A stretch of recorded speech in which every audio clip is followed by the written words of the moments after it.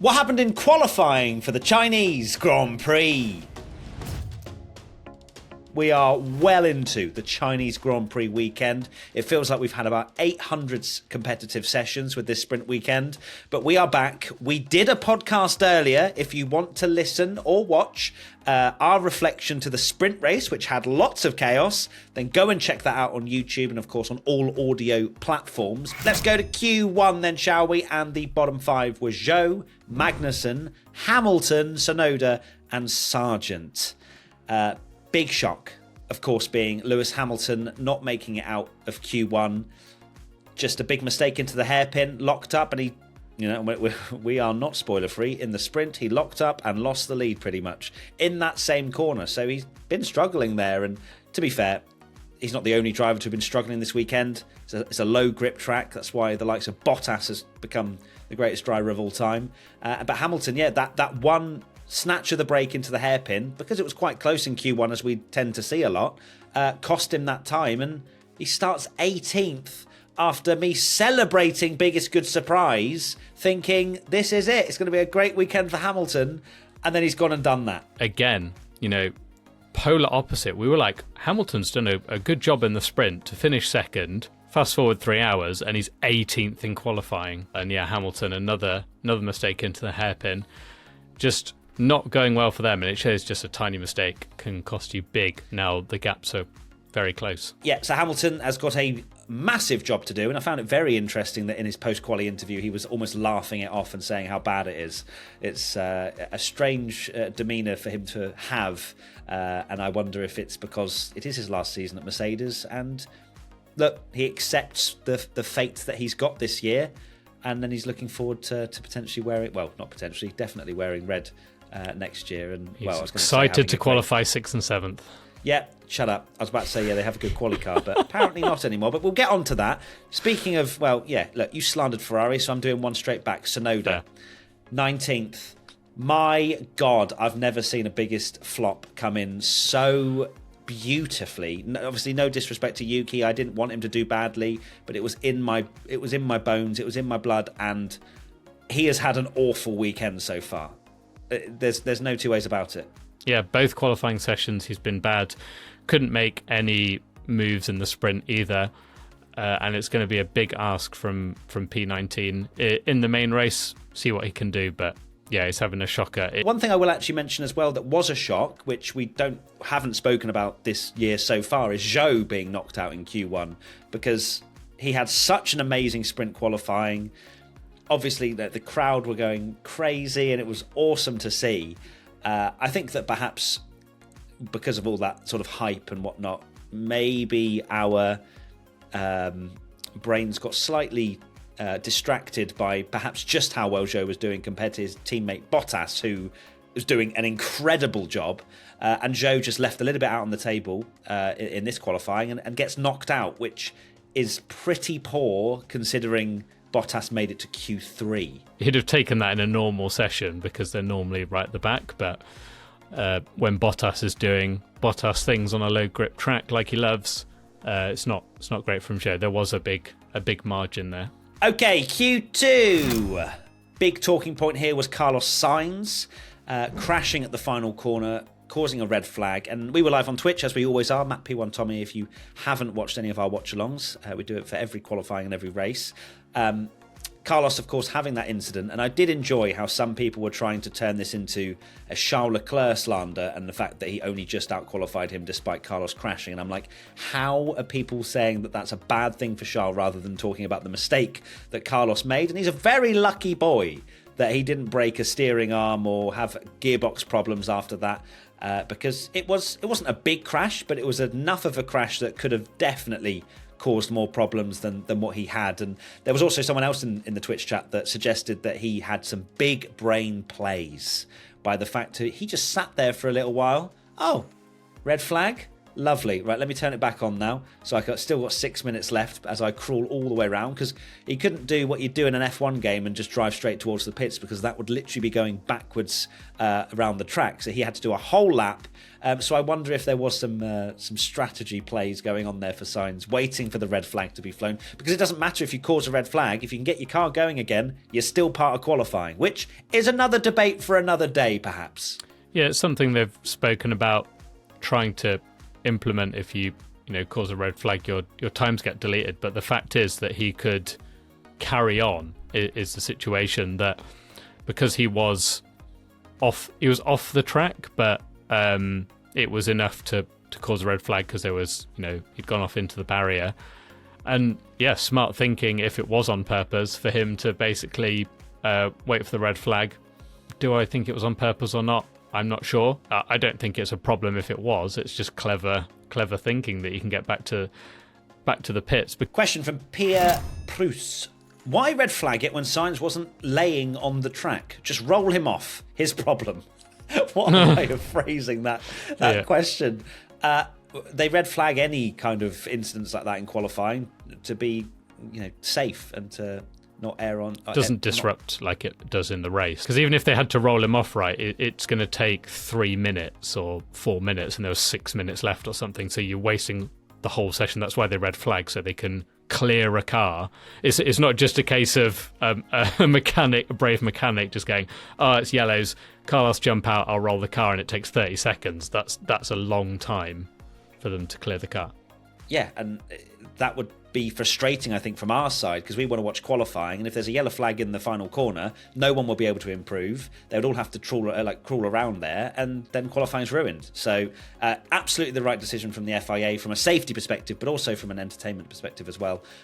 So yes, that was that. Next question, Simtana. Who is more delusional? Us believing that Max won't win every quali, or Lawrence Stroll thinking that his son can become champion in Formula One? So look, Lawrence Stroll is a very successful businessman. I don't think he has any hope that Lance Stroll is going to win a world championship, especially if he's going to hire the likes of Fernando Alonso to be his teammate. Surely he's not more delusional than us believing that Max won't win every. But I don't think there's many people out there that believe that Max can't get pole every race, can he? Because sprint, I guess, technically doesn't count. But in this Q2 session, of course, Stroll going out was not the biggest surprise in the world, and to be honest, not really many surprises in this Q2 session. Alpine being rubbish, Williams having a car that, as Alex actually described it, as being on a knife's edge. Danny Rick, I'd say a solid performance, but nothing too crazy apart from obviously Sainz's incident. Yeah. You say that, I mean, Lance Stroll definitely should be getting through over Hülkenberg and Bottas. That's all he's got to beat. When Hamilton's already out the session, he's basically got a very easy pass into Q3, particularly when his teammate is doing what he does. And once again, Stroll getting let down by qualifying. What's new? Let's go to Q3 then, and the order was Verstappen, Perez, Alonso, Norris, Piastri, Leclerc, Sainz, Russell, Hülkenberg and Bottas. So of course Red Bull 1-2, whoop-de-doo, fantastic, thanks for coming, hope you're happy with the money. But I would say Fernando Alonso is obviously the star of qualifying, and I'll go straight into a question from Polski Polak _2. Is Alonso just that strong and really outperforming the car by that much constantly? Yes. In his whole career, it feels like he's driven better when his car's been rubbish. There's something in him that just goes, it's like a love-hate relationship with a car that's terrible. And he goes, I'm going to get every millimetre, every percentage I possibly can out of this car. And that is why Tommy believes he's the greatest driver to ever, grace a racetrack. And Fernando is a phenomenal talent. He needs to be studied. He's 42 years old, and yet he's still putting in performances like that. Yes, the answer is yes. I genuinely think you could put him in a McLaren, a Ferrari, a Mercedes, an Aston Martin. It would all be the same result, because even if one car's better than the other, he just manages to deliver. He even mentioned to himself that the biggest reason for the gap between him and Stroll is he can drive around car problems and things like that. And it's so true. You only have to look at what he did in 2012 when he almost won the World Championship in an absolute tractor of a Ferrari. And he's done that through his whole career. And arguably, his stint at Aston Martin is one of, if not the most impressive of the lot, because he is absolutely wiping the floor with his teammate and just delivering these amazing performances. The only disappointing thing is that he's almost like too good in qualifying, that I don't think that car should be there. And we saw that in the sprint, that he did I think he was hanging on. He certainly was, and that segues quite nicely into the next question from P1 Patreon member Daphne. Given what happened during the first part of the sprint race, is there any chance that the fight for P3 will be more than just a DRS train behind Alonso? Now, we mentioned a little bit about this in the sprint race podcast that we did, but to kind of summarise, I think it depends on the wind direction, as we spoke about. It being a tailwind did not help the sprint race, and of course helps the leading person in that DRS train to not basically have as much drag coming off the car. And then science, but basically, if you go into a headwind, it's going to slow down the car that is pushing that wind more than if it's a tailwind, and then of course more overtakes will come that way if it is a headwind. So fingers crossed, I think for the race we do get a headwind, because I think it will help a lot. And also, all the drivers aren't going to be on exactly the same tyre life of tyres and strategies and things like that, which should open up some possibilities for overtaking as well. So I think it is going to be a massive fight for P3, but it's going to be, fingers crossed, a bit more exciting than what we saw in the sprint. It does seem like we saw that kind of mini spoiler in the fact that Max was miles ahead, which maybe unsurprisingly, in the sprint, but Perez also, once he got clear air, could check out. So I think Red Bull, it would take some kind of minor miracle for it not to be a 1-2 for them tomorrow. But I think P3 is anyone's game, and based on the racing that we saw at the end of the sprint, I'd love to see more of that. Moving on now to Ferrari. I'm sure a lot of people want us to talk about that, so let's do that. It's sad to see, because Saturdays used to be my day. Now no days are my day. And that is upsetting. I know they've got a better race car, and I have full hope that Ferrari could and may well get third place, but McLaren are also looking strong this weekend.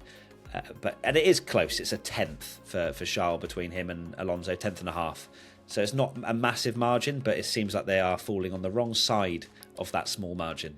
Yeah, definitely. I would have... Well, we both did. We both predicted that this would be a good track for Ferrari. I'm very surprised that they are behind McLaren, is definitely. Fernando is just doing Fernando things, and I don't think he's got a quicker race car than Ferrari, but in qualifying he could bring it out the bag. But very surprised to see Ferrari down in 6th and 7th. I thought they would be easily the second best car this weekend, and they don't seem to be. Me too, and they're not. But maybe they will be in the race. Let's keep the hopes well and truly high.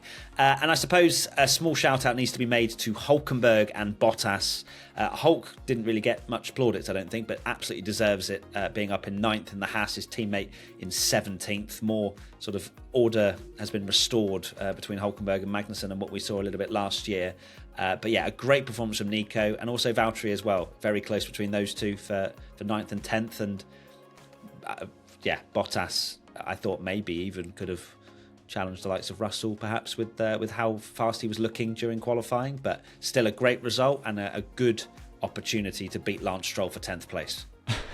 It's become almost normal, hasn't it, that Nico Hülkenberg puts in those performances, and there is a lot of talk that he may yet still be an interesting driver in the driver market for 4 teams. We don't know this, but lots of questions there, because if he keeps putting in these performances, and now Haas have a good race car that we know they don't seem to shred their tyres as much, so he could have a nice result. And if Haas end up getting points again, they're streaking clear of Williams in particular, and Alpine.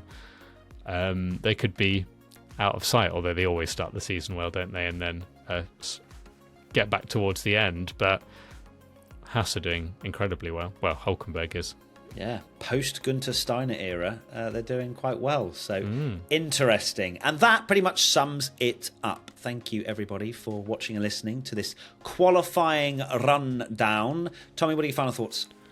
My final thoughts are that I